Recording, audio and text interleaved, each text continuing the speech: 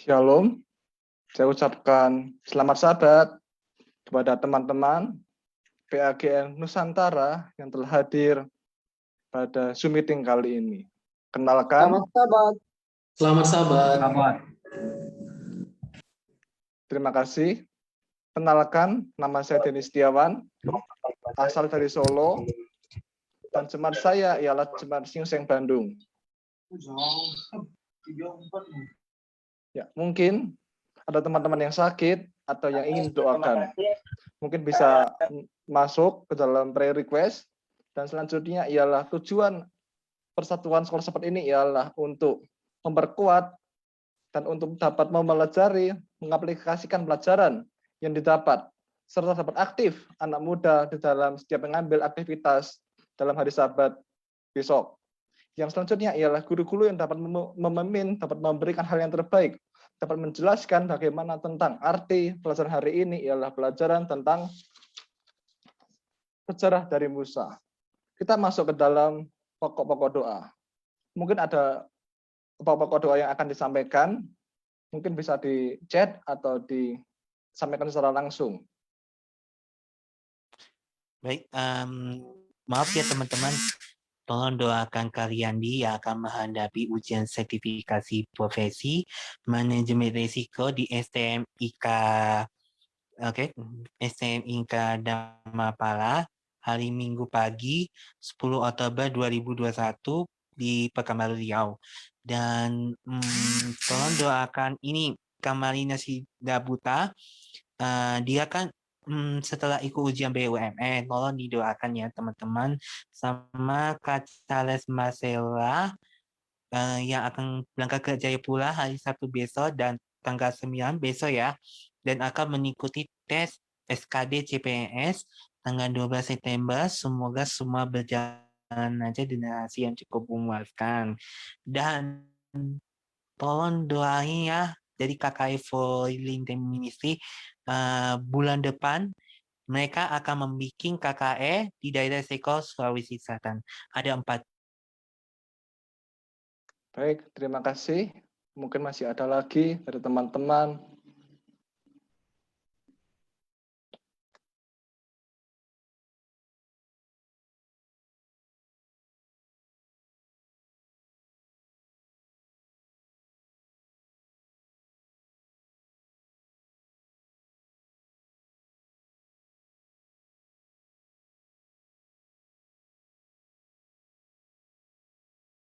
Baiklah, kalau tidak ada, saya akan berdoa. Tuhan Allah Bapa kami Tuhan, terima kasih atas berkat yang Tuhan berikan pada kami Tuhan. Berkat yang Tuhan telah berikan selama 6 hari yang lalu Tuhan. Hingga tiba di hari Sabat yang indah ini Tuhan. Terlebih kami berdoa Tuhan, supaya kami dapat memberikan hal-hal yang terbaik untuk acara PAGN ini Tuhan. Berkatilah setiap kami, masing-masing yang mendengarkan Tuhan, agar dapat menjelaskan, dapat menerangkan Tuhan, di esok hari Tuhan, di hari Sabat indah ini Tuhan. Terlebih untuk pokok-pokok doa yang disampaikan oleh Kak Yoram Tuhan. Kiranya Tuhan dapat mengabulkannya Tuhan, yang kami tidak dapat sebutkan persatu-satu Tuhan, agar kami dapat mengerti dan dapat menerangkan dengan hal yang terbaik. Terlebih untuk teman-teman kami Tuhan, yang sedang sakit atau yang sedang mengalami pergumulan Tuhan. Kiranya Tuhan memberikan kelancaran. Kiranya Tuhan membukakan hal yang terbaik. Serta untuk teman-teman kami yang belum sempat hadir. Kiranya Tuhan dapat menuntunnya Tuhan. Dan dapat kembali ke jalan yang benar Tuhan. Dalam nama Yesus kami doa. Haleluya. Amin. Amin. Ya. Saya akan share screen.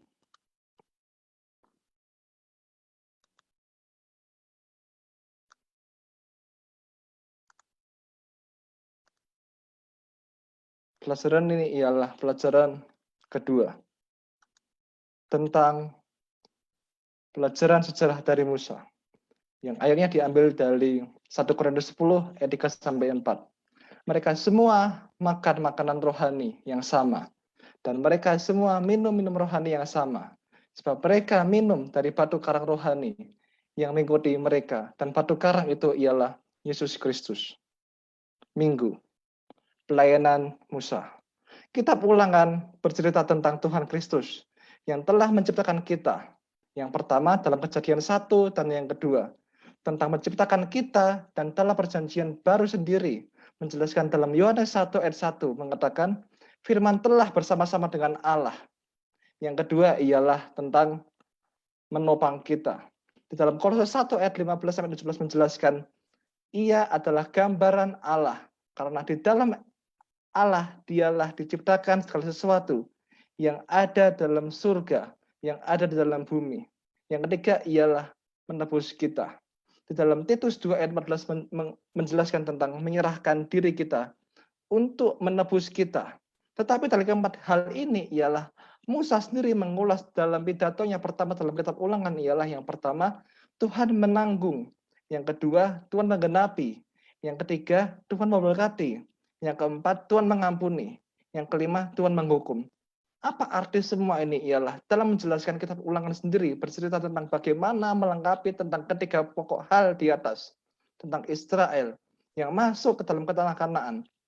Dan Musa memberikan kepada mereka tentang sebuah pelajaran sejarah, sebuah tema yang diulang-ulang dari sepanjang sejarah, itu ialah ingatlah apa yang Tuhan lakukan kepada kamu pada masa lampau. Kata ini merupakan suatu kata nasihat yang sedang berada di dalam perbatasan dari tanah perjanjian.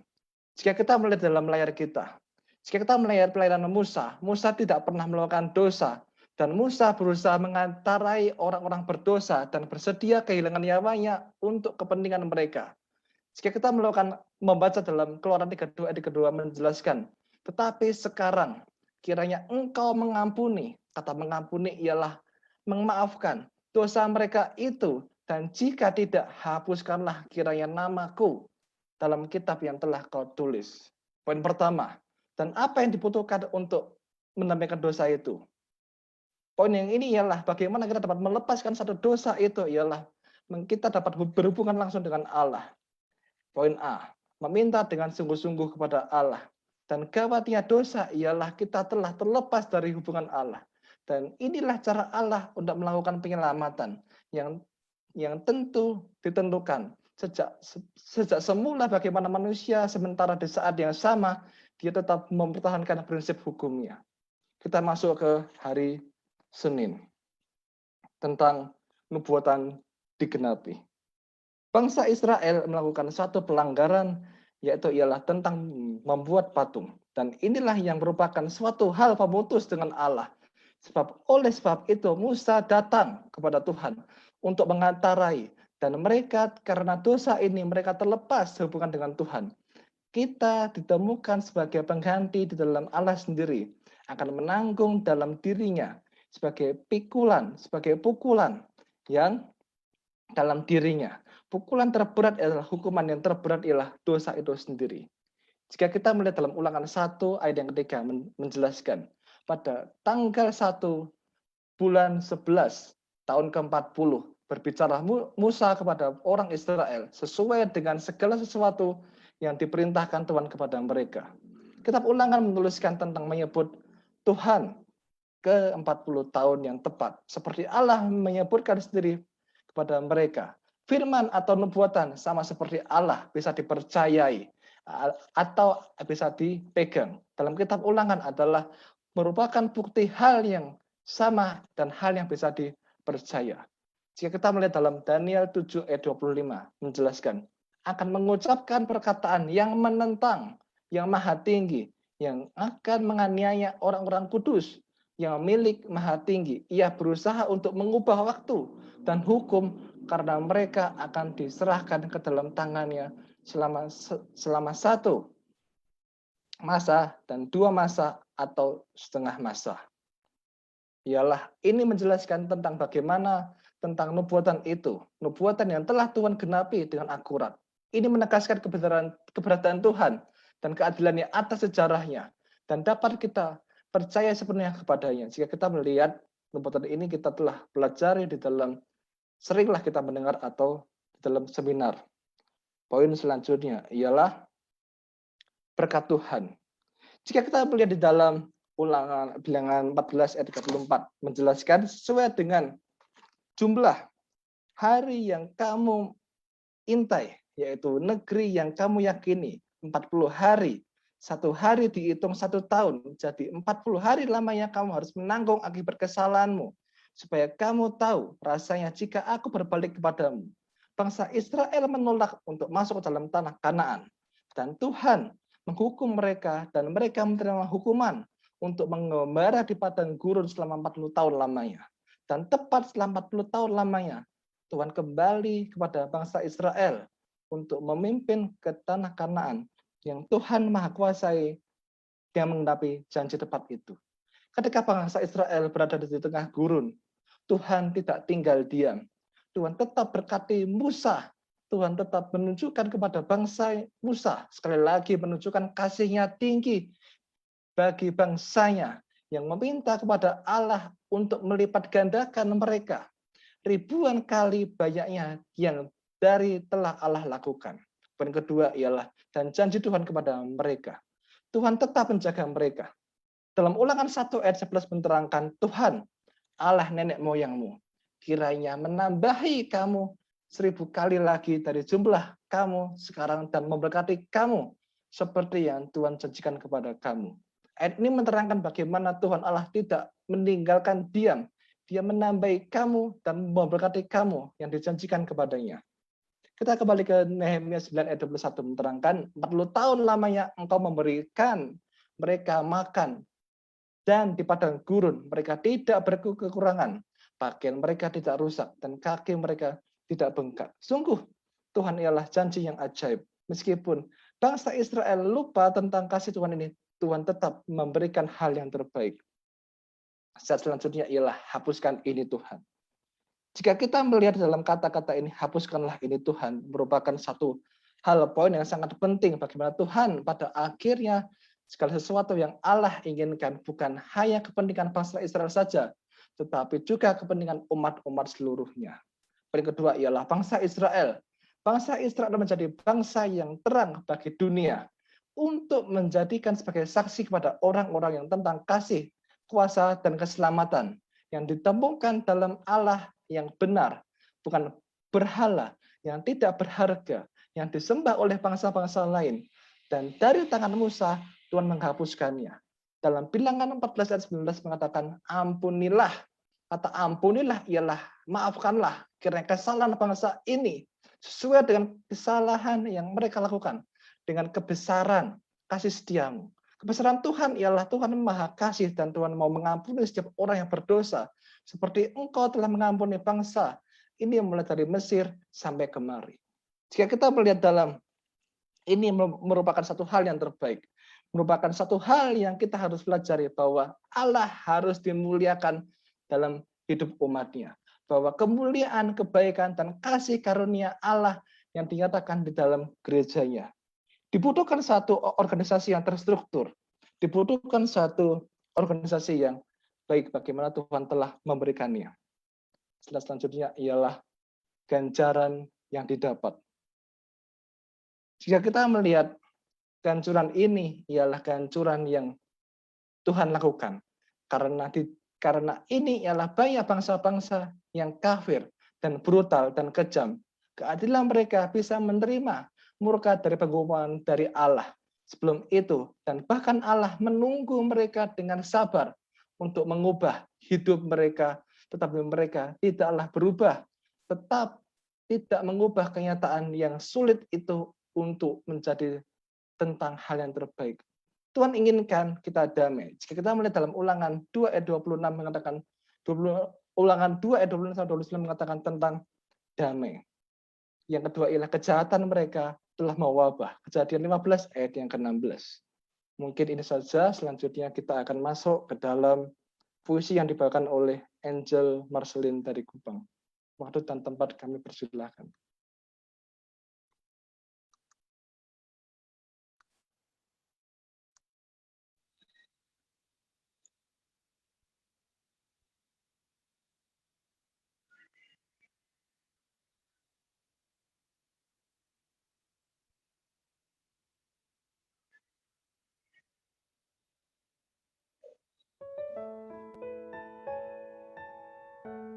Mereka semua makan makanan rohani yang sama, dan mereka semua minum minuman rohani yang sama. Sebab mereka minum dari batu karang rohani yang mengikuti mereka, dan batu karang itu ialah Kristus. Apa gunanya belajar sejarah? Untuk ingat kejadian masa lalu, untuk jadi pedoman di masa depan. Musa tuliskan perkataannya di buku Ulangan dengan detail sampai pada matinya di tanah Moab. Nyatakan perkataannya sebagai nabi juga tentang firman Tuhan disampaikan di seberang sungai Yordan. Kitab Ulangan tentang Kristus dan bagaimana Allah mendukung, menolong, dan selamatkan umatnya. Para ilmuwan modern sebarluaskan kejadian dunia ini. Ada dengan sendirinya. Tapi, saat yang sama, ilmu pengetahuan berikan wawasan tentang kuasa Allah. Ada keseimbangan, keharmonisan, ketepatan yang hanya Allah dapat lakukan. Allah kontrol segala sesuatu. Mata-mata kekanak-kanakan gagal. Bangsa Israel harus jalani akibat berbalik dari Allah. 40 hari mengintai, 40 tahun pertualangan di padang belantara sesuai perkataan Allah. Allah akan lakukan sesuai apa yang disampaikannya. Hal disampaikan dalam buku Ulangan, Daniel, dan Wahyu terjadi dan akan terjadi. Sesuai janji Allah, tanah Kanaan diberikan pada bangsa Israel. Disiapkan makanan, minuman, pakaian, sendal yang tak rusak, penerangan, perlindungan di padang belantara. Musa minta untuk gandakan mereka ribuan kali lebih banyak. Israel diorganisasikan dengan baik. Ada sistem, ada struktur. Israel jadi sebuah kumpulan atau kahal di perjanjian baru disebut eklesia. Kemudian terbentuk gereja yang terorganisir, diisi yang kompeten sesuai talenta dimiliki. Kisah Kades dan Barnea memang selalu ganggu kehidupan bangsa Israel. Pelajaran penting pengalaman bangsa Israel di Kades Barnea. Allah ingin basmi habis Israel karena keras tengkuk. Tetapi Musa menghadap Allah minta. Musa ingatkan Allah akan rencananya bagi bangsa Israel sebagai saksi dan terang untuk Israel sendiri juga seluruh bangsa. Allah harus dimuliakan dalam hidup umatnya. Kemuliaan, kasih, kebaikan, kuasa Allah dinyatakan di dalam gerejanya dengan apa yang dilakukan umatnya. Musa terus ingatkan Israel, pimpinan Allah berlaku untuk hidup mereka. Bangsa-bangsa tak mau berdamai dengan Israel. Dibasmi, ternaknya dirampas. Bangsa-bangsa kafir ini tunjukkan sikap brutal dan kejam. Tak ada pertobatan. Kadang kita tak dapat pahami hal apa yang terjadi dalam hidup. Rencana Allah indah. Iman percaya Allah meskipun tak sepenuhnya dipahami. Pelajaran sejarah Musa, perjalanan Israel keluar dari Mesir, keluar dari perhambaan menuju tanah perjanjian, gambarkan perjalanan hidup kita. Tinggalkan kehidupan budak dosa. Tuntunan Tuhan luar biasa. Jalan-jalan alam misterius lewati banyak bahaya. Israel diluputkan. Walau tak semua masuk tanah Kanaan. Kita diuji badai Israel. Tak setia, tak akan masuk Kanaan surgawi. Sejarah Musa jadi acuan agar tak ulangi kesalahan Israel. Kita lihat, Tuhan sediakan tiang awan, tiang api. Cara misterius tak terpikirkan oleh Israel. Demikian hidup kerohanian kita.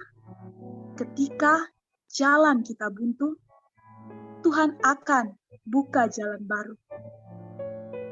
Jangan lalai. Proses penghakiman jalan tetap setia. Kita akan dibawa menyeberangi negeri perjanjian. Itulah pelajaran sejarah Musa kepada kita.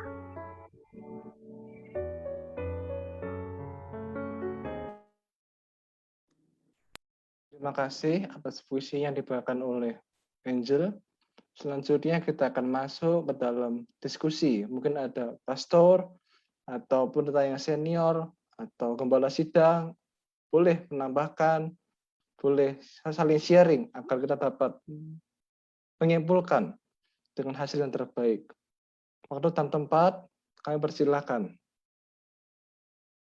Oke, boleh saya duluan? Oke. Baik, sahabat buat kita semuanya. Ini pertama kalinya aku taruh ngeves ya teman-teman. Jadi gini, ribuan kali lebih banyak. Allah telah memberkati Israel selama 40 tahun penembala mereka. Dan jumlah mereka bertambah banyak berlipat ganda. Jadi mereka membutuhkan organisasi yang baik untuk mengelola berkat-berkat itu dengan benar. Umat Allah terorganisasi dengan baik di padang gurun. Tuhan juga menginginkan suatu umat atau gereja yang terorganisasi. Hari ini, organisasi melibatkan kesatuan tubuh orang-orang yang memenuhi berbagai peran sesuai dengan bakat mereka.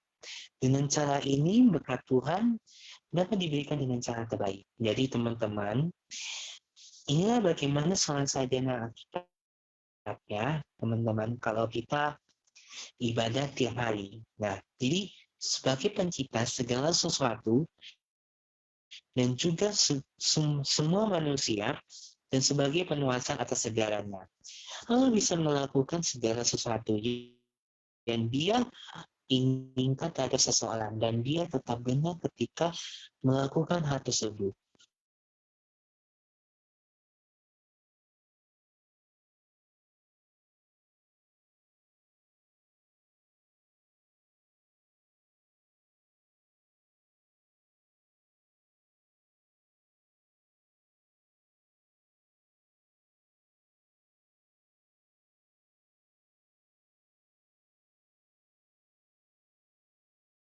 Bisa lanjut, Pendeta.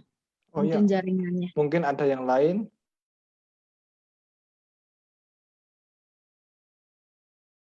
Atau dari teman-teman yang mau menambahkan.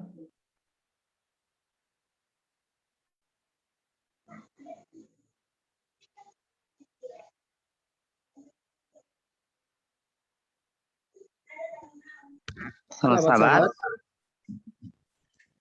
Halo. Ya, selamat sahabat. Silakan Bang, silakan. Oke. Yoram itu ya, udah mau masuk lagi atau mau ngobrol lagi? Silakan Bang, silakan. Oke, terima kasih, Ya, Pastor. Mari Bang. Yang saya pengen share di sini mengenai sekolah sahabat kita. Kalau kita perhatikan Musa tadi di Keluaran 32 ayat 32 itu sangat lucu ya. Seperti ini kondisinya ya. Seorang Musa yang dia adalah seorang yang harus disembunyikan dari bangsanya oleh karena dia bisa saja dibunuh pada saat itu kan. Tapi dia disembunyikan, diselamatkan, lalu dia diasingkan, dilatih khusus untuk dipersiapkan menjadi kebanggaan bagi bangsa Israel di masa depan. Jadi selama dia berlatih di bangsa Mesir, di pikiran Musa itu, sejak dia masih kecil, dia sudah mencintai akan bangsanya sendiri. Dia sudah sangat-sangat, aku harus sukses, aku harus berhasil untuk membuat bangsaku ini terlepas dari genggaman bangsa Mesir. Dia mau bangsanya itu terlepas dari bangsa Mesir, dari perbudakan, dari hal-hal yang selama ini dianggap itu bahwa bangsa Mesir ini sudah menjadi lintah darat terhadap bangsa Israel. Karena betul-betul bangsa Israel itu diperlakukan tidak layak dan tidak adil bagi dia sendiri. Tapi yang lucunya, ketika di awal dia membela, pada akhirnya ketika Musa berdosa, dia berdosa karena apa yang dia cintai. Awalnya dia sangat disukai di hadapan mata Tuhan karena dia menunjukkan kecintaannya kepada bangsa Israel, dan sampai dibilang hapus saja namaku, ya kan, hapus saja namaku. Tapi ketika dia berbuat dosa, dia pukul batu yang harusnya bukan dipukul, dia berbuat dosa dan akhirnya dia nggak bisa ke Kanaan, itu juga karena bangsa Israel. Nah, yang saya mau maksud seperti ini. Seringkali kita juga sebagai hamba Tuhan ataupun pelayan Tuhan, kita melayani dengan emosi. Kita melayani itu dengan emosional. Nah, itu berbahaya. Itu yang berbahaya. Nah, kalau kita memang mau melayani Tuhan, kita juga harus menggunakan penyertaan Tuhan. Percaya atau tidak, memang Musa benar di hadapan Tuhan. Tapi ketika dia menggunakan emosinya ya untuk dia melayani, dan itu membuat dia akhirnya terguncang ketika masalah datang. Bukan Tuhan yang menjadi fondasi kekuatan dia. Nah, tapi ketika dia sudah sadar akan kesalahannya dan dia menggunakan Tuhan sebagai fondasinya, disitulah Musa baru dia benar-benar lebih dewasa untuk menghadapi bangsa Israel yang sangat keras kepala. Dia pikir, aduh, kok selama ini yang saya banggakan, yang saya usahakan pengen jadi bangsa yang termasyur, tapi kok kayak begini ya?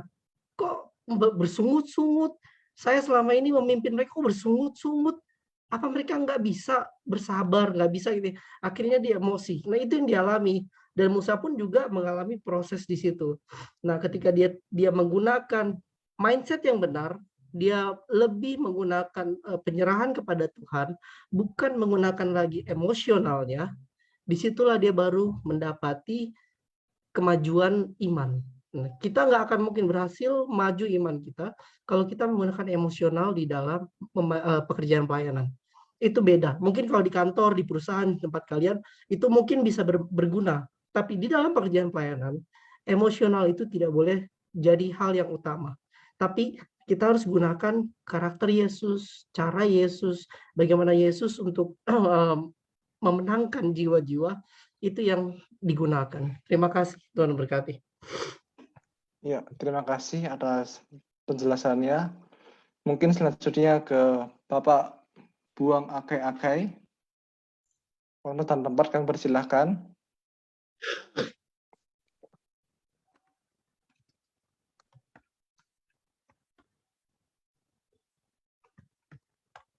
Ya, silakan Pak.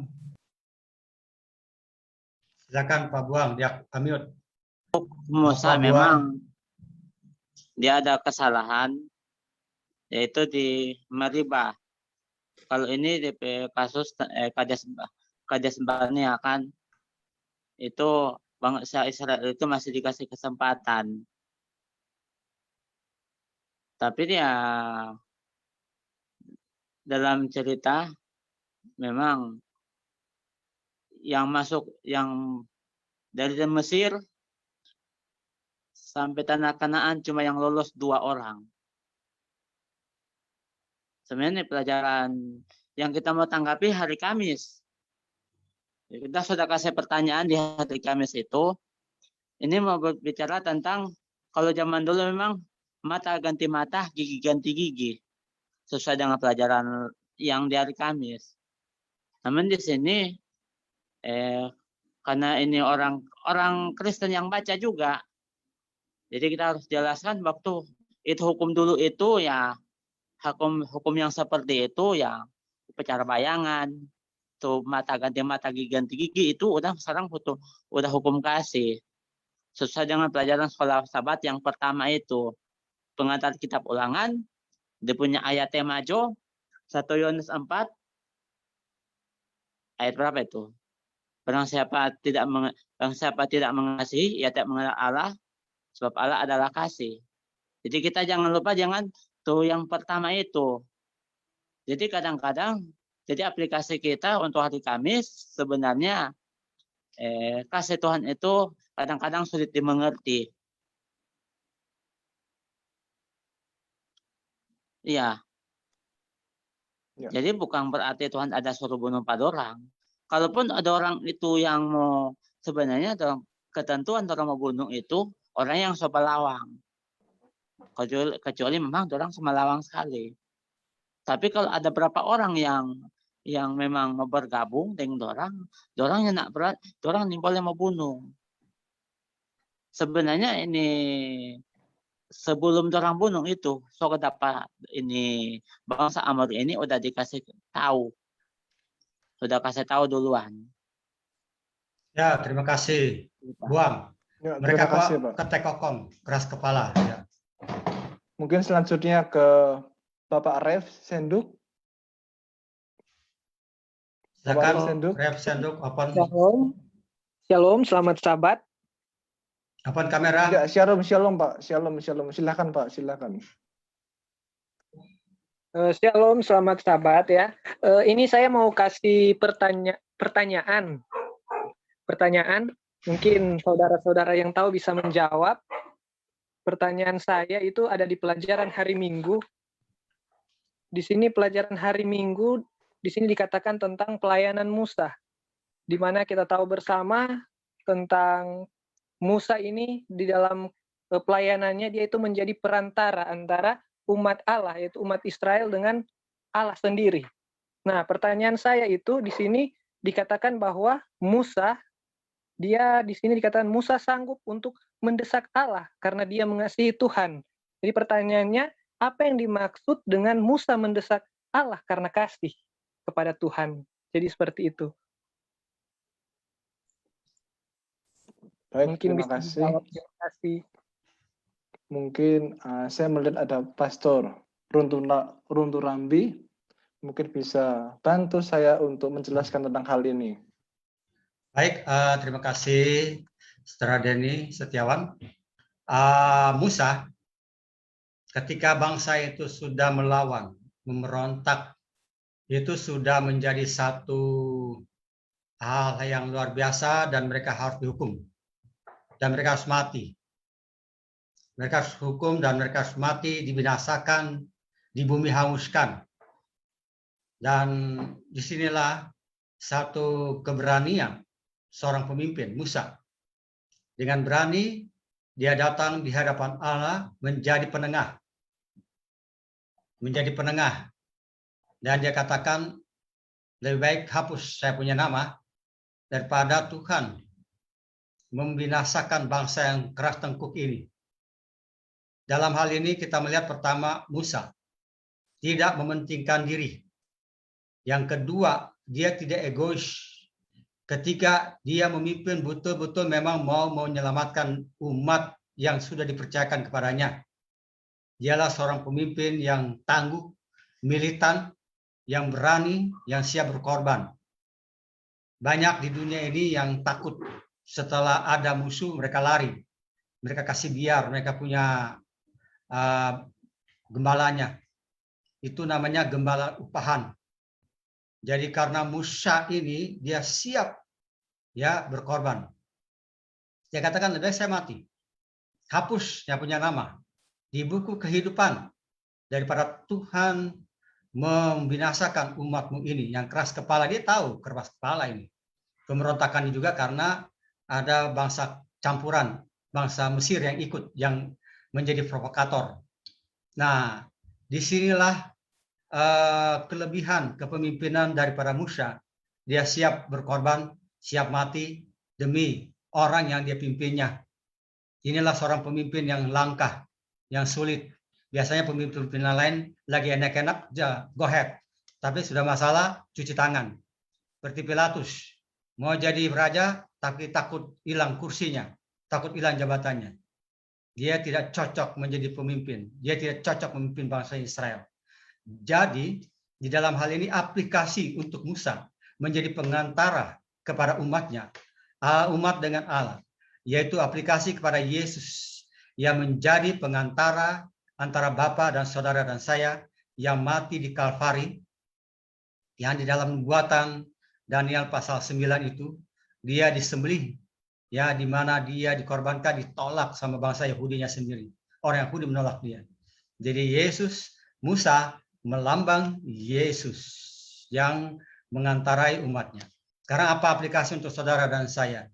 Kita harusnya menjadi doa syafaat, mengantarai antara Allah dan umat, bangsa, bahasa, suku, kaum, dan tetangga, sahabat kita, apapun status sosial mereka, apapun agama mereka. Kita menjadi pendoa syafaat, pengantara. Kalau menjadi pendoa syafaat, pertama, kita harus punya hubungan baik dengan Tuhan. Itu yang pertama. Yang kedua, kita harus kenal siapa yang kita sembah. Dan kitalah yang mendoakan mereka. Artinya dalam hal ini, kita tidak boleh mementingkan diri sendiri. Kita tidak harus melupakan diri. Jadi apa yang dimaksud Musa mendesak Tuhan dalam hal ini? Tuhan mengampuni bangsa Israel. Artinya, Musa sendiri tidak memaksa, tapi dia katakan lebih baik saya mati. Lebih baik nama saya dihapuskan daripada membunuh ini bangsa Israel yang banyak ini. Di situ itulah Tuhan melihat jiwa kepemimpinan dari para Musa yang tidak mementingkan diri sendiri, yang tidak pusing jabatan, yang penting lakukan tugas, bukan jabatan yang dia kejar, tapi pelayanan dan pekerjaan. Terima kasih. Terima kasih atas jawabannya, Pastor Runtur Rambi. Selanjutnya ke Bapak Amos. Waktu teman-teman kami persilahkan. Saya hanya ingin bertanya, Pastor. Nama saya Amos Tinjat. Saya masih belum Bapak ya, masih muda dari Balikpapan. Ini menarik memang mengenai Musa ya. Tapi sampai sekarang saya masih bertanya-tanya dengan bagaimana cara Musa akhirnya ya di dalam Keluaran 32 ayat 14 saya belum dapat jawaban mengenai maksudnya ini apa gitu. Di dalam Keluaran 32 ayat 14 ya, tadi kita sudah mendengarkan ya, sampai Musa ingin untuk namanya dihapuskan demi umat-umat yang ada pada waktu itu. Tapi yang menarik di dalam Keluaran 32 ayat 14 itu adalah, saya bacakan ya, dan menyesallah Tuhan karena malapetaka yang dirancangnya atas umatnya. Ini multi tafsir ini. Jadi sebenarnya ini maksud ayat ini apa gitu, Pastor? Saya kalau menangkap ini ya secara manusia berdosa gitu, menafsirkan ini bahwa ternyata rancangan Tuhan sendiri itu ya, Tuhan pun seperti belum puas begitu dengan rancangannya lagi. Aduh, ya salah ini gitu kan. Apakah demikian gitu, atau apa sebenarnya maksud ayat ini? Ya, begitu Pastor Denny. Terima kasih. Ya, terima kasih. Mungkin saya serahkan lagi kepada Pastor Runtur Rambi untuk menerangkan tentang hal ini. Ya, ini pertanyaannya gampang tapi susah sekali jawabnya. Kita tidak dapat mengerti perasaan Allah. Kita tidak mengetahui. Tapi kalau saudara menjadi seorang ayah, saudara Amos punya anak belum? Masih rencana, Pastor, kalau sudah punya istri. Baik, punya anak. Saya sudah punya anak, jadi saya mengerti. Ketika saya memukul saya punya anak, pada akhirnya saya menyesal. Kenapa? Saya tidak berhak memukul anak itu. Saya pernah memukul, hampir dia mati. sangat berdosa. Apakah karena kesalahan dia atau kelalaian saya atau bagaimana? Sampai saat ini saya tidak lagi berani memukulnya. Kalau saya sempat memukul, saya takut. Saya pikir dia sudah mati. Dan sekarang ini saya tidak mau lagi menggunakan sesuatu yang akhirnya menyentuh sesuatu yang akhirnya dia membuat dia tidak lagi ada di dunia ini. Tapi kalau saya pukul paling pakai rotan atau lidi di kakinya. Nah, itu perasaan kita manusia. Apakah Allah juga tidak punya perasaan seperti itu? Agak sulit saya mau bandingkan untuk bagaimana perasaan Tuhan pada waktu itu. Dia membinasakan. Saudara bayangkan, itu Nineve. Jahat, jahat, jahat, jahat, jahat. Secara manusia, sudah tidak ada ampun. Bagaimana tidak hancurnya hati di Yunus ketika akhirnya mereka diampuni. Saudara punya tetangga, punya sahabat, punya lawan, punya musuh, sudah merampok, sudah membunuh, sudah memberontak, sudah membakar gereja. Ketika saudara seharusnya mengatakan dia hukum, tapi tiba-tiba mereka diampuni, dimaafkan. Sukar, sulit. Itulah Allah. Itulah Allah. Kalau saudara perhatikan, maaf, kadang-kadang kita hanya berpikir Allah Bapa, Allah Anak, Allah Bapa kami di surga. Apakah saudara tidak berpikir motherly God, ibu Bapa, ibu Allah? Adakah itu? Pertanyaan saya, mana lebih banyak mengasihi anak, Bapa atau ibu? Mana lebih banyak mencurahkan kasih sayang, Bapa atau ibu? Secara logika di dunia ini, ibu kan? Nah, sekarang dari mana munculnya itu kasih? Tentu Bapa juga punya perasaan ibu. Nah, di sanalah perasaan Bapa hancur ketika mau memberikan hukuman yang sudah dikeluarkan. Saudara lihat, ketika Yesus mati, itu hati Bapa, Allah Bapa itu hancur. Bagaimana kita tahu hancur? Baca pena inspirasi. Kemenangan akhir, baca di bagian Alfa Omega jadi satu, para dan Nabi dan Bapa, Allah hancur hatinya. Ketika Yesus ada di Kalvari, apalagi detik-detik mau mati. Bagaimana kita tahu jadi gelap gulita? Apa Allah tidak hadir di situ? Eli Eli lama sabachthani ada. Kenapa jadi gelap gulita? Karena Allah menutup wajahnya. Ketika Allah menutup wajahnya, matahari pun ikut sedih. Dia pun menjadi gelap. Jadi saudara lihat alam saja sedih, apalagi Allah Bapa. Jadi saudara-saudara, Allah menyesal telah mengeluarkan kata-kata untuk membinasakan umatnya. Memang mungkin ada bangsa musuh, bangsa Israel, bangsa Mesir. Tapi siapakah Mesir itu? Mereka juga adalah turunan Ismail, anak Abraham, turunan Adam. Siapakah? Adakah Adam yang lain? Cuma satu, anak Allah sendiri. Ya, Adam diciptakan serupa dengan gambarnya sendiri. Ya, siapa itu orang Majus? Itu turunan Kedar, turunan Nebayot. Siapa orang? Turunan Ismail. Siapa itu Ismail? Anaknya Abraham. Saudara lihat. Jadi Allah mau marah, mau bagaimana, kita tidak bisa persalahkan. Di sanalah adanya penyesalan Allah. Saudara bayangkan, kalau Allah tidak menyesal pada waktu itu, saudara dan saya buat kesalahan, terus tiba-tiba langsung dihukum, tak, divonis, tak, harus mati. Kalau Allah nggak menyesal, orang sama mati semua. Amin, saudara-saudara. Amin, Pastor. Luar biasa. Amin, Sir. Amin. Kita kembali ke Pastor Wanford mungkin. Oke, selamat malam untuk kita semuanya. Tadi pertanyaan yang bagus ya, di pelajaran di hari Minggu dan hari Kamis tentang mendesak Allah. Sahabat-sahabat semuanya, kalau kita perhatikan kata mendesak di sini berarti ada yang sudah di penghujung. Ketika kita melihat pelayanan Musa, ini berhubungan dengan pelajaran hari Selasa. Kenapa Musa mendesak Allah? Kalau kita baca di di dalam Nubuat Para Nabi dan Raja dikatakan begini, bahwa Musa mendesak Allah karena meminta sudah sedikit lagi mereka sampai ke tanah Kanaan tersebut. Musa mau supaya semuanya selamat. Makanya dikatakan di Bilangan 14, kalau kita baca ayat 17 ke 18, Musa mengatakan Allah panjang kasih dan sabar. Bagaimana nanti orang Mesir mendengarkan hal yang demikian?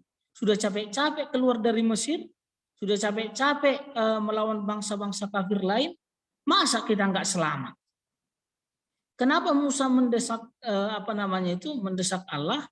Ini pekabaran ini sudah sampai ke kisah 12 pengintai. Sudah sedikit lagi mereka mau masuk ke ke tanah Kanaan. Kalau kita perhatikan di sini, kalau masalah mendesak bukan berarti kita bisa memaksa Allah, tidak. Tapi Musa memberikan paparan, Tuhan, apa enggak bisa? Tunggu dulu. Apa enggak bisa Tuhan? Diampuni dulu bangsa ini. Makanya Tuhan dengan kemurahannya mengatakan, aku mendengarkan permintaanmu. Jadi kalau kita lihat, kita ambil inilah sisi kedekatan Allah dengan Musa. Inilah sisi kedekatan Allah dengan Musa. Kalau kita lihat pelayanan daripada Musa, pelajaran hari Minggu, inilah kenapa dikatakan tadi mengulangi bagaimana Musa sudah berkorban, bahkan nyawanya sendiri sudah dikerahkan Musa, bahwa dikatakan kalaupun aku tidak selamat, aku siap. Yang penting mereka selamat. Nah, yang kedua tadi mengenai kasih di hari Kamis bangsa Amori. Bukan Allah tidak kasih, bukan Allah tidak penuh pertimbangan. Tetapi kalau kita baca para nabi dan bapa halaman 255, jelas dikatakan adalah bangsa Amori adalah penyembah berhala yang hidupnya rusak. Kejahatan mereka besar. Allah membiarkan mereka hidup 400 tahun. Agar mereka mengetahui bahwa Allah satu-satunya Allah yang besar dan benar. Bukan bangsa Amori yang mendiami Kanaan itu tidak diberikan kesempatan 400 tahun. Makanya dikatakan di Kejadian 15 ayat 16 sampai keturunan keempat akan kembali lagi ke tanah ini. Nah, puncaknya di situ adalah ketika bangsa Israel di perbatasan Kanaan, bangsa Amori di sana, mereka bernegosiasi, tapi dengan sombongnya, Rengguak mengatakan begini, dengan sombongnya tentara mereka melawan bangsa Israel. Nah, kalau kita lihat di sinilah dikatakan penubuat cawan cawan murka itu sudah meluap, bahwa sudah sampai di situlah. Nah, kalau kita perhatikan, ya benar di pelajaran hari Rabu Bilangan pasal 14, kalau kita melihat bahwa pelajaran ini bukan berarti Allah tidak kasih, bukan berarti Musa, setiap manusia ada kekesalannya. Kalau kita lihat pelajaran kita ini, walaupun dikatakan mereka sudah diberikan burung puyuh, mereka minta daging, ini pelajaran kita triwulan lalu. Ini pelajaran kita triwulan lalu. Mereka meminta daging, meminta bawang, meminta ini, dikasih Tuhan semuanya. Sampai mereka memuntah pun makan dikasih Tuhan. Itu dikatakan. Tapi apa yang terjadi di sini, bahwa kita lihat tadi sudah disinggung, walaupun mereka ribuan, tapi kita lihat hanya 2 yang selamat akhirnya. Jadi kalau kita perhatikan kembali ke ayat inti kita, mereka semua makan rohani yang sama, minuman rohani yang sama, dari batu karang rohani yang mengikuti mereka, Kristus, sama-sama semuanya. Tapi yang kita lihat adalah, ya kita pun di Zoom ini sama-sama mendengarkan sekolah sahabat ini. Nah, nanti endingnya bagaimana? Nah, apakah kita sama-sama dapat mengerti juga? Apakah kita sama-sama menerima pekabaran itu juga? Nah, makanya kalau kita perhatikan sekolah sahabat kita ini, kalau kita baca di pelajaran hari Jumat sedikit ya, jalan-jalan Allah itu misterius karena kita tidak pernah mengerti dia dengan sempurna. Kita sebaiknya tidak usah berbeban atau rileks saja dengan pertanyaan yang ada di pikiran kita. Nah, menurut gambaran kita tentang orang-orang ini sangat fasik, dan pemusnahan mereka mewakili penghakiman Allah atas dosa mereka. Nah, penghakiman Allah atas dosa mereka. Jadi itu dihukum sebagai bagaimana kita juga nantinya sampai kita murka Allah itu, cawan Allah itu menghampiri kita. Kalau kita tidak bertobat juga sama seperti bangsa Amori, sama seperti bangsa Israel yang tidak selamat itu, kita juga akan mengalami kebinasaan. Bukan hidup yang kekal. Itu saja yang mau saya tambahkan. Ya, terima kasih Pastor. Mungkin kita sekarang langsung ke Pak Buang Akai-Akai. Pak Buang, halo. Apakah mau bertanya Pak Buang? Ya, ini hari Selasa dan hari Kamis ya. Iya hari Kamis. Kalau hari Selasa itu tentang bagaimana ini Musa, kalau boleh DP nama mau dihapus DP nama dalam buku kehidupan. Tapi itu masih kesempatan pertama untuk orang Israel. Di sana waktu itu yang membela Musa itu adalah Yosua di sini. So ada satu nama Yosua. Tapi di hari Kamis ada juga ini cerita tentang pengintai. Ya, memang cerita lebih bagus pengintai, Kang. Pengintai yang dimana ada 12 pengintai. Ya, sebenarnya yang kabar yang paling bagus itu 2 orang. Di sini bukan hanya, makanya kenapa dia hanya 2 orang. Di sini itu jawaban di hari Selasa, pelajaran hari Selasa, Yosua penama Tamaso. So ada nama Yosua. Tapi berikut Kaleb. Ternyata ini Kaleb juga ikut. Hanya Tuhan bilang cuma kalau kita gabungkan hanya Yosua dan Kaleb yang masuk dalam tanda kanan itu. Jadi ini peristiwa yang berbeda cerita DP peristiwa ini hari Selasa dengan hari Kamis. Jadi sebenarnya kalau kita orang luar tanya ke kita tentang ini, bicara tentang bagaimana dulu Tuhan suruh bunuh. Sebenarnya Tuhan cuma kasih kalah pada orang.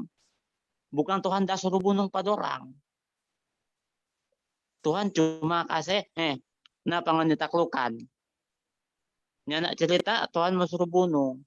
Karena dalam 10 hukum tetap Tuhan larang babunuh. Masa itu cerita tiba-tiba Tuhan suruh babunuh. Sedangkan 10 hukum tidak bilang jangan babunuh.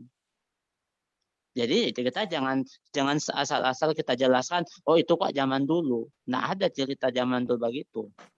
Yang namanya kalau cerita tentang kasih, tentang bagaimana mereka membunuh, itu memang alasan orang membunuh itu memang karena manusia biasa dulu. Manusia biasa ya. Tapi kita sekarang sama kayak kita. Kalau kita sekarang misalnya orang marah, ya jelas kita marah. Tapi kita tetap dilarang kalau kita bermarah. Bagi Tuhan tetap bermarah, tetap kalau udah berlebihan dosa. Apalagi sampai memakai. Dulu begitu. Apapun alasannya mau membunuh orang, mau dia itu orang kafir, mau dia orang Israel, tetap Tuhan larang.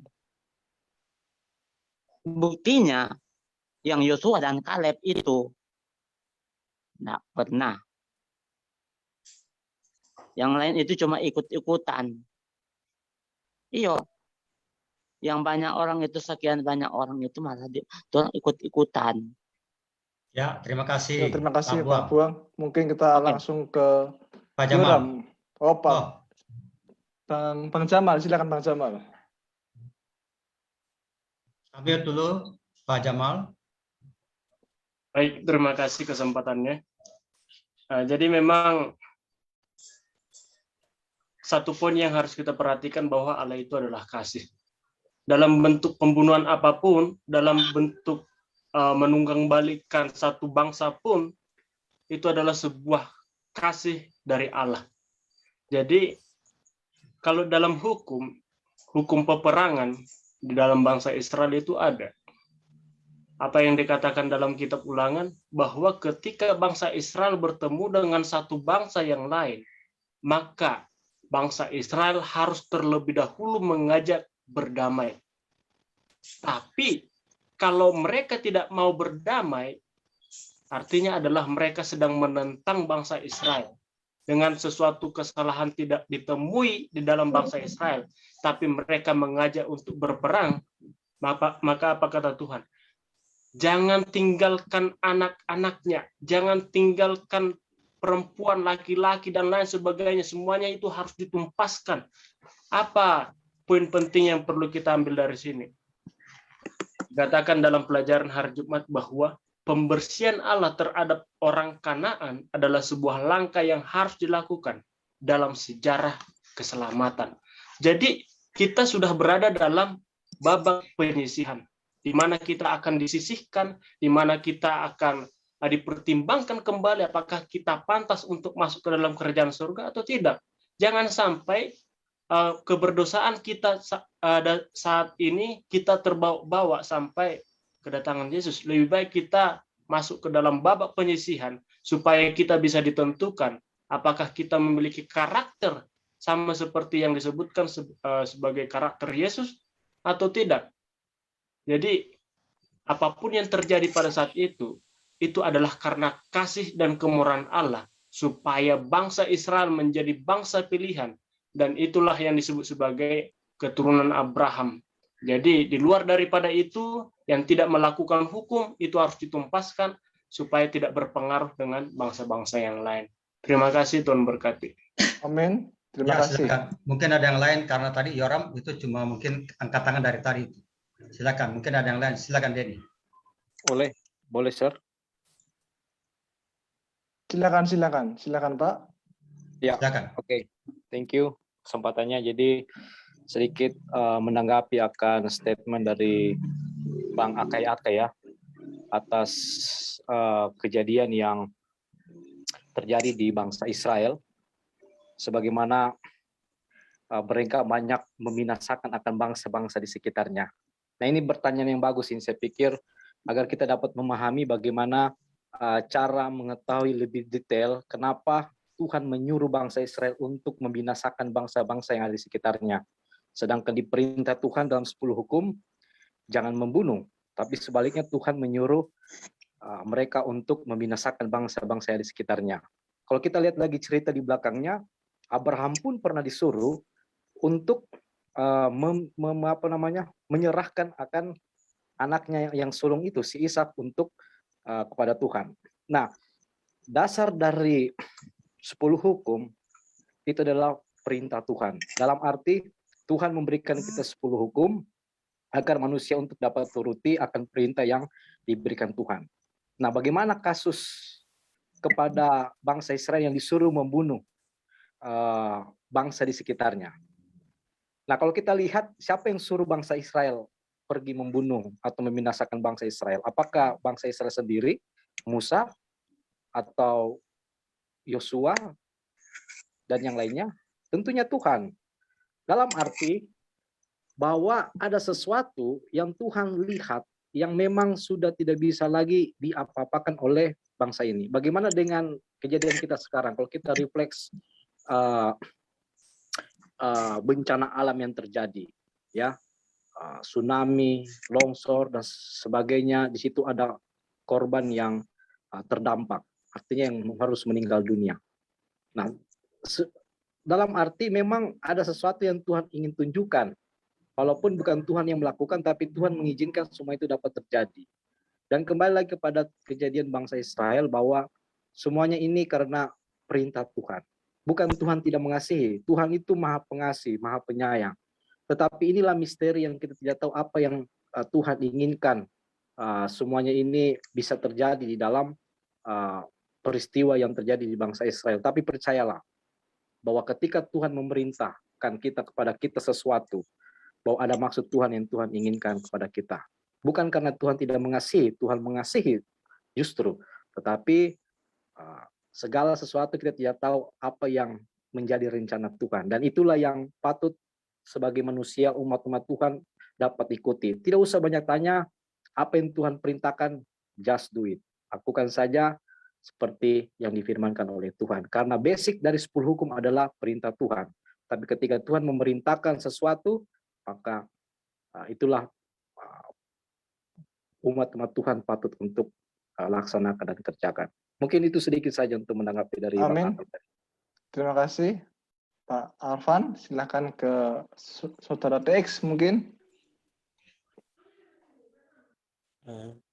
Baik menyambung sedikit dari Saudara Arfan ya. Jadi dia sudah menjelaskan bagaimana sejarahnya ya yang terjadi, bagaimana bangsa Israel akan dibinasakan. Jadi kita sudah tahu bagaimana Tuhan itu kasih. Artinya kasih ini nggak bisa dipaksakan sebenarnya. Tuhan itu nggak pernah memaksakan kepada bangsa Israel dan kepada kita juga. Tapi Tuhan memberikan kepada kita oleh karena Tuhan mencintai orang yang berdosa, bukan mencintai dosa. Jadi sebenarnya kenapa bangsa Israel dibinasakan? Oleh karena mereka itu menolak kasih Tuhan. Jadi mereka itu siap menerima konsekuensi yang mereka pilih gitu. Jadi ada dua pilihan, teman-teman. Ya, kita mengikut Tuhan atau tidak. Kita mengasihi Tuhan atau tidak. Hanya dua jawaban yang nggak boleh di tengah-tengah. Dan begitu juga dengan tadi ditambahkan oleh Pendeta Jamal. Sementara kita di dalam babak penyisihan, sehingga kita akan ada penyisihan nantinya antara ladang dan gandum. Ya, siapa ladang dan gandum itu? Ya itu tadi antara dua pilihan ini. Ya, bagi siapa yang menerima, bagi siapa yang tidak. Artinya bahwa kasih itu tidak ada paksaan. Itu pilihan dari dalam pilihan kita masing-masing. Mulai dari dahulu sampai sekarang. Jadi, ya kalau dengan halnya memilih ini, kita sudah mengetahui akan kebenaran. Yang pastinya kita memilih siapa? Memilih mengasihi siapa? Mengasihi Tuhan. Ya, karena kenapa? Tuhan sudah berikan kesempatan yang begitu ajaib. Karena kita nggak bisa balaskan. Itulah yang perlu kita sadari. Itu saja sih Pak Pendeta. Terima kasih. Oke, terima kasih. Selanjutnya ke Pastor Paulus mungkin. Ya, shalom, selamat malam, selamat sabat. Mohon maaf Shalom, saya tidak bisa shalom. buka kamera karena jaringan kurang bagus. Jadi kalau kita melihat pelajaran sekolah sahabat kita, keterangan dari teman-teman sudah sangat baik. Semuanya mengarah ke pelajaran kita bahwa kalau kita melihat pelajaran dari sejarah Musa ini bukanlah bukan pelajaran yang baru, bahkan sejak kita sekolah sahabat anak-anak pun sudah sering diperdengarkan dan bahkan sudah sering kita pelajari. Bagaimana Musa membawa bangsa Israel membelah Laut Merah, bagaimana kelepasan dari tanah Mesir, bagaimana tulah dan lain sebagainya. Jadi ini menjadi suatu pelajaran yang menarik, khususnya di hari Jumat, bagaimana kasih Tuhan juga terlihat dengan jelas bahwa dikatakan kita tidak perlu berpikir ataupun mempertanyakan bagaimana kasih Tuhan itu, karena memang kasih Tuhan itu masih misteri. Contoh seperti kasus yang tadi disampaikan. Kok saya disuruh bunuh suku Amagenya, sementara hukum 10 bilang jangan membunuh. Kalau teman-teman, Bapak Ibu, saudara-saudara sekalian perhatikan di era zaman sekarang, apa yang terjadi bagi bangsa Israel sampai hari ini? Mereka sendiri nggak bisa punya tanah buat bangun rumah. Gara-gara kenapa? Gara-gara mereka masih langgar sejak zamannya Samuel, Raja Saul. Mereka masih langgar, nggak dibunuhlah Raja Moab, nggak dibunuhlah bangsa Filistin, ditumpas habis, disisakanlah pula anaknya, disisakanlah pula kalau orang Batak bilang opungnya, kakek neneknya. Ya berkembang biaklah mereka. Sekarang akhirnya mereka kena akibatnya. Mereka nggak bisa pulang ke rumah mereka masing-masing dan berebut tanah di pantai timur, di di daerah Filistin, Palestina sekarang. Itulah akibatnya. Karena Tuhan sudah bilang tumpas habis. Karena Tuhan tahu di masa yang akan datang akan terjadi malapetaka bagi mereka. Itulah menjadi suatu bukti bagaimana kalau kita setengah-setengah ikut Tuhan. Menurut perintah Tuhan setengah-setengah. Musa sudah jadi contoh.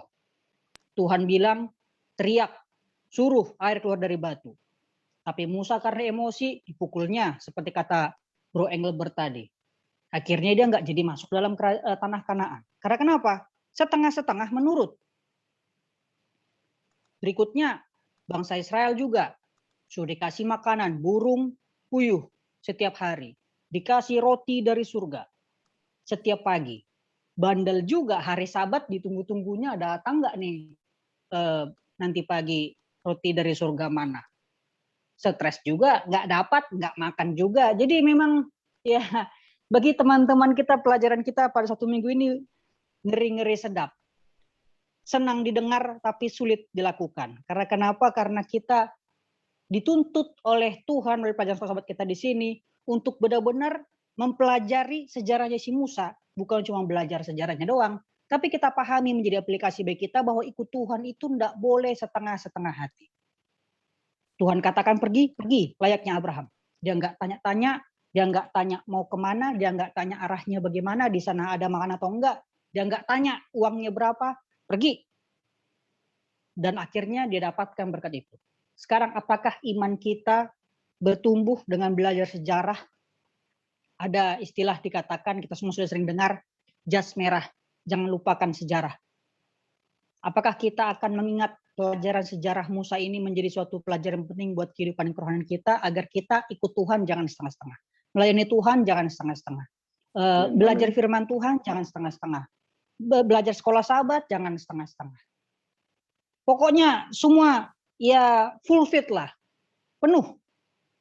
Kalau soal masalah ada yang kurang-kurang, Tuhan yang sanggupkan. Tapi apakah kita mau dulu belajar berusaha untuk ikut Tuhan dengan sepenuh hati, agar jangan sama seperti Musa, jangan seperti bangsa Israel sampai sekarang nggak bisa punya rumah di Gaza, dan kasihan. Sampai ya teman-teman semua yang baca berita di televisi tahulah, Facebook down, Facebook, WhatsApp, Instagram down selama 3 hari. Selama 1 jam. Selama 6 jam. Ternyata dia rugi, jadi gara-gara itu rugi dia 86 triliun. Tahu itu siapa? Mark Zuckerberg? Dia keturunan Yahudi. Bayangkan dia sendiri pun akhirnya harus menyumbang berpuluh-puluh triliun untuk orang di kampungnya. Kita pulang kampung masih enak, masih santai, hanya biaya mahal PCR doang sama tiket. Nggak perlu kecarian. Bagaimana dengan orang di Israel sana? Itulah akibat karena kurang setia sepenuh hati untuk ikut perintah Tuhan. Jadi ini pelajaran dari Musa ini sangat-sangat ngeri-ngeri sedap. Ngeri-ngeri sedap, kalau orang Medan bilang, enak didengar, susah dilakukan. Ya, inilah pelajaran iman kita, agar kita bertumbuh, ikut Tuhan, jangan setengah. Amin, amin. Tuhan berkati. Baik, langsung ke Pastor Wanfor mungkin. Iya, saya hanya menguatkan ya dari Pastor Paulus tadi, Jamal, dari pertanyaan Bapak siapa tadi ya? Iya, Akai. Iya, sebenarnya memang ya kalau kita belajar sekolah sahabat itu terjawab. Kalau kita lihat di pelajaran hari Kamis, kita lihatlah paragraf yang kedua, terakhir itu. Di bawah bacalah itu. Kalau kita perhatikan sebenarnya terjawab semua di situ. Bukan sesuatu hal yang perlu dipertanyakan seperti yang dikatakan tadi oleh Pastor Paulus itu. Dan juga dikatakan kalau kita melihat itu, bangsa Israel yang berperang mati masih lebih banyak katanya waktu air bah meninggal. Apa mau kita katakan? Mau kita katakan tidak kasih hal itu? Oh, nggak bisa. Ini jelas dikatakan masih lebih banyak waktu air bah yang mati daripada peperangan itu. Tapi kita dikuatkan di sini, faktanya untuk saat ini kita diberikan informasi yang terbatas konteks keseluruhan peristiwa ini. Maka kita hanya bisa menerima kenyataan yang sulit dan percaya akan kebaikan Allah yang mana telah dinyatakan dalam berbagai cara. Walaupun sulit, kita harus percaya kebaikan Allah itu. Kemudian, iman bukanlah hanya tentang Allah yang penuh kasih pada suatu hari yang indah dan dalam sebuah hutan yang penuh dengan pemandangan dan suara yang indah. Ini kalimat yang bagus terakhir. Iman itu juga tentang mempercayai Dia meskipun apa yang kita tidak sepenuhnya mengerti. Dan ingatlah, apa artinya ini? Semua yang dilakukan Allah itu baik adanya. Tuhan sudah punya rencana keselamatan untuk manusia, untuk kehidupan umat manusia. Tuhan memberkati. Amin, amin. Terima kasih. Mungkin dari audiens, teman-teman yang lain yang belum sempat menyampaikan pendapat atau masukan, saya tunggu kehadirannya untuk menyampaikan. Waktu teman-teman kami persilahkan. Baik, maaf teman-teman, ini masalah jalinan ya teman-teman. Tapi saya setuju banget dengan yang namanya Pastor Wampu dan Pendeta Wendel Lambi. Jadi gini loh, jalan Allah itu misterius karena kita tidak akan pernah mengerti. Dia dengan sempurna kita sebaliknya tidak usah terbeban dengan pertanyaan-pertanyaan yang ada dalam pikiran kita. Jadi kan memberikan beberapa penghiburan. Orang-orang ini sangat fasih ya teman-teman, dan pemusnahan mereka mewakili penghakiman Allah atas dosa mereka. Mungkin hampir sama kayak Pastor Lontong Nabi dan hampir sama kayak Pastor Wampu. Kehancuran dari bangsa Kanaan bukanlah pertama dan juga yang terakhir kali yang Allah akan lakukan seperti ini. Perbedaan antara nasib akhir dari orang Kanaan dan nasib akhir dari manusia sebagaimana digambarkan dalam Kejadian 6-9 melibatkan skala dan akhir penghukuman yang berbeda. Jadi teman-teman, keberadaan Musa sangat terasa di seluruh Alkitab. Pelayan yang rendah hati dan tidak memikirkan diri bersedia kehilangan nyawa untuk mencoba menatarai orang berdosa seharusnya dihukum. Pelayanan Musa menggambarkan pelayanan Yesus di kayu salib. Yesus mati menebarkan dirinya menanggung kesalahan kita semua. Jadi seperti pelayanan Musa menatarai bangsanya, seharusnya setiap umat Tuhan menjadi penantara dalam doa syafaat bagi semua orang. Jadi benar yang dikatakan Pastor Wampu dan Pastor Wendel Lambi, teman-teman. Jadi teman-temanku sekalian, maaf di sini karena jaringan, aku lagi di Bandung. Allah adalah pencipta segala sesuatu dan menguasai yang diciptakannya. Itu berarti Allah memiliki hak untuk melakukan sesuatu terhadap yang diciptakannya, termasuk manusia, dan itu tetap menyatakan dia benar adanya. Jadi, kehancuran atau pemusnahan oleh berdosa seperti penduduk negeri Kanaan mewakili penghakiman Allah atas orang berdosa itu sendiri karena dosa-dosa mereka. Penghancuran orang berdosa seperti yang Tuhan lakukan kepada penduduk Kanaan bukanlah yang pertama kali dan tidak akan terjadi lagi. Ini sudah terjadi di zaman Nuh.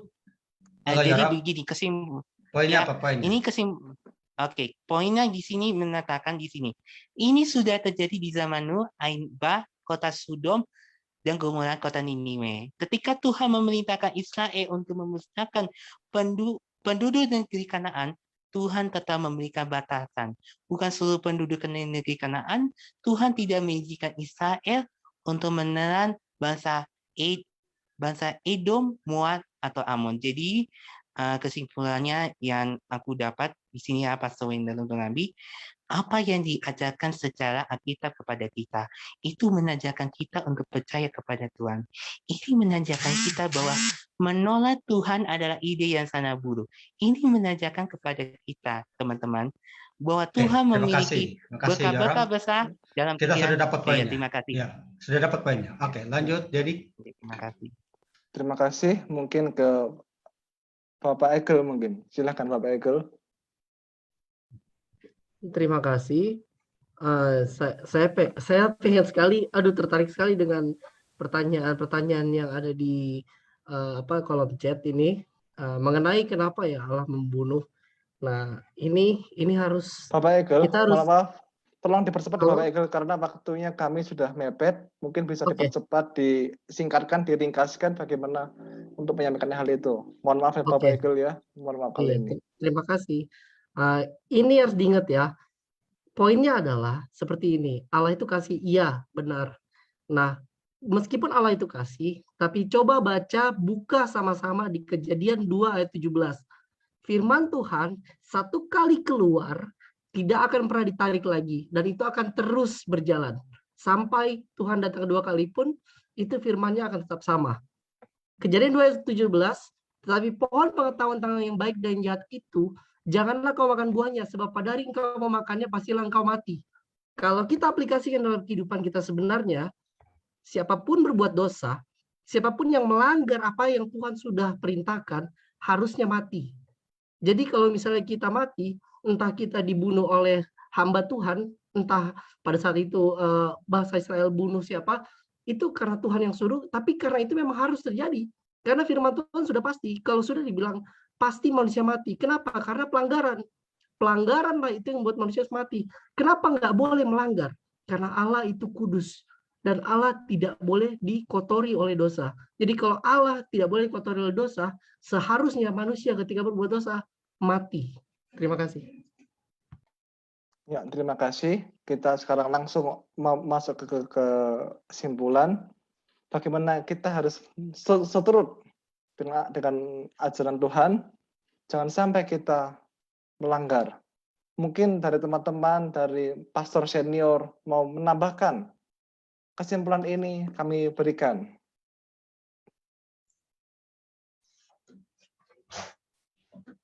Baik, jadi kita melihat bagaimana sesungguhnya kita hanya bergantung kepada nafas Tuhan. Makanan rohani, sebagaimana roti itu juga sebenarnya Yesus sendiri. Minuman yang kita minum itu pada waktu bangsa Israel, batu karang yang mengikuti mereka, yaitu batu karang Yesus.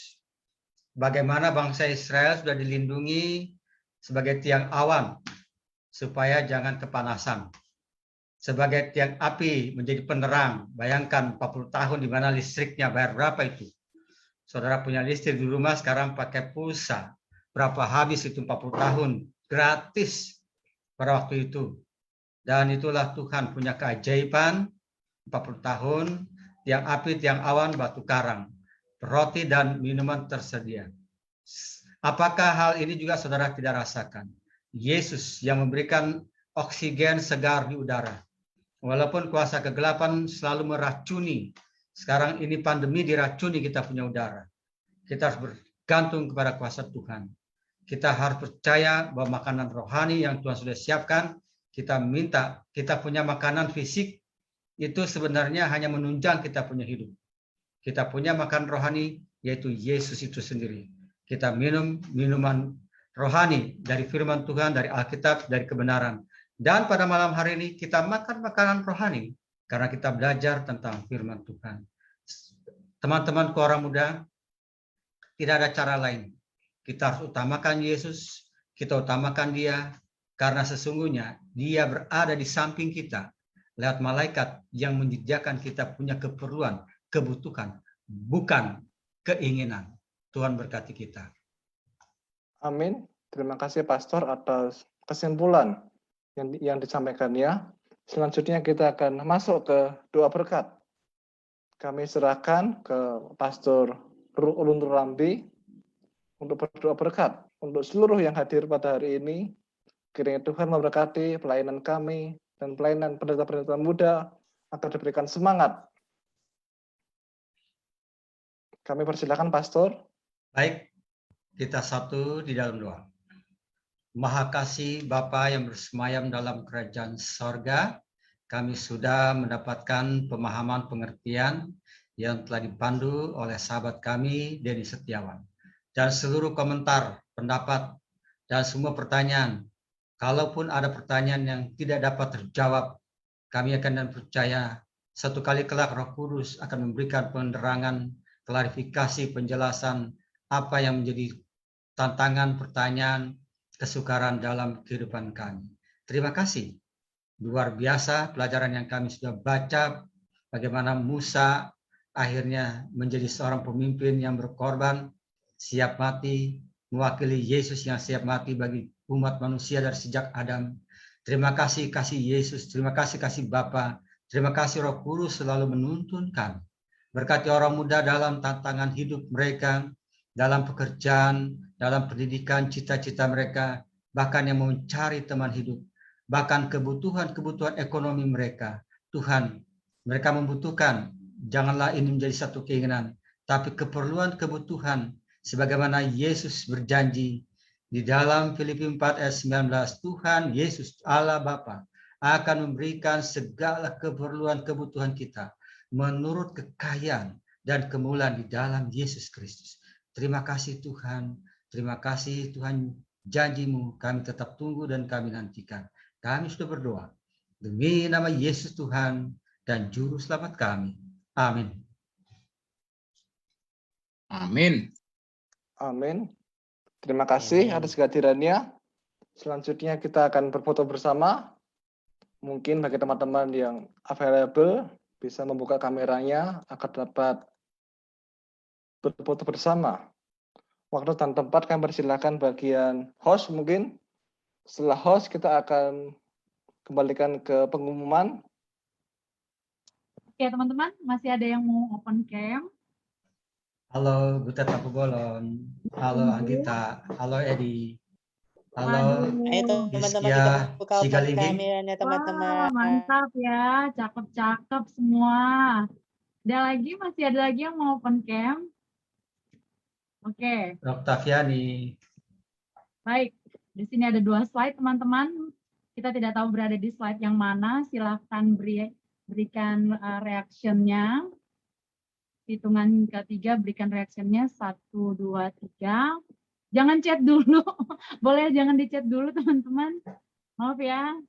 Boleh jangan di chat dulu ya. Pakai tangan saja, jangan di chat. Oke, jangan di chat Jangan dulu. chat dulu, ayo Oke, 1, minta buka. 2, 3. Slide kedua. Waduh, cakep-cakep ya. Jangan di chat dulu. Pendeta Surya, jangan main-main. Halo. 1. Sebentar ya, ini saya hide dulu Pendeta Surya punya chat. 1, 2, 3. Oke, terima kasih. Kak Kori gantengnya aku. Terima kasih Kak Kori. Terima Sama-sama kasih semuanya. Oke, baik. Terima kasih. Kita masuk ke pengumuman, teman-teman. Apakah ada dari komisi pengembangan diri? Tapi sebelumnya dari komisi pengembangan diri mengambil untuk pengumuman pada saat ini, saya mewakili PAG Nusantara mengucapkan terima kasih untuk pelayanan Evangelis Denny Setiawan dari Solo, tapi jemaatnya di Bandung ya. Dan juga adik kami Angelic Colmet dari NTT. Luar biasa pelayanan hari ini. Dan hari ini juga saya mengucapkan terima kasih untuk kehadiran teman-teman semua yang waduh sangat talk aktif ya. Bahkan waktu ini tidak cukup. Evangelis Denny harus mengangkat waktu itu supaya kita bisa selesai tepat pada waktunya. Teman-teman jangan khawatir, kita akan berjumpa lagi minggu depan dan belajar lagi supaya pelajaran ini, diskusi kita bisa lebih hidup daripada hari ini. Saya persilahkan pada Grace Willin atau Priscilla Tikoalu untuk bisa memberikan pengumuman.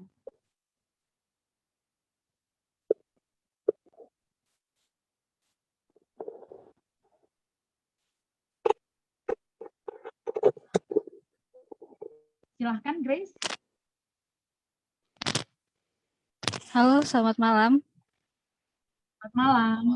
Ya, mohon maaf, saya lagi nggak bisa. Ya, selamat malam buat kita semua dan selamat sahabat. Pengumuman dari Komisi Pengembangan Diri, saya mewakili Komisi Pengembangan Diri mau mengumumkan bahwa pada hari Minggu nanti jam 5 sore waktu Indonesia bagian Barat akan ada acara Komisi Pengembangan Diri dengan tema public speaking. Jadi teman-teman semua di sini diharapkan untuk dapat bergabung karena acara ini sangat bagus untuk mengembangkan diri kita semuanya dalam public speaking, khususnya mungkin teman-teman yang sering diminta untuk sebagai MC ataupun sebagainya. Jadi jangan lewatkan acaranya jam 5 waktu Indonesia Barat. Nanti akan ada pengumuman di grup chat kita, akan di-share posternya. Nah, itu aja dari Komisi Pengembangan Diri. Terima kasih Kak Kori. Terima kasih Grace Julian. Baiklah teman-teman, jika teman-teman ingin bergabung di WhatsApp grup PAG Nusantara, silakan menghubungi nomor yang sudah ada di kolom chat dan juga pantengin terus media sosial PAG Nusantara, ada Facebook, Twitter, Instagram, TikTok, dan juga YouTube. Dan acara ini live dari Facebook. Kalau teman-teman lagi mau mengulang lagi kembali, bisa putar lagi di Facebook dan akan diupload pada hari Senin kembali. Terima kasih untuk hadirannya. Tuhan memberkati.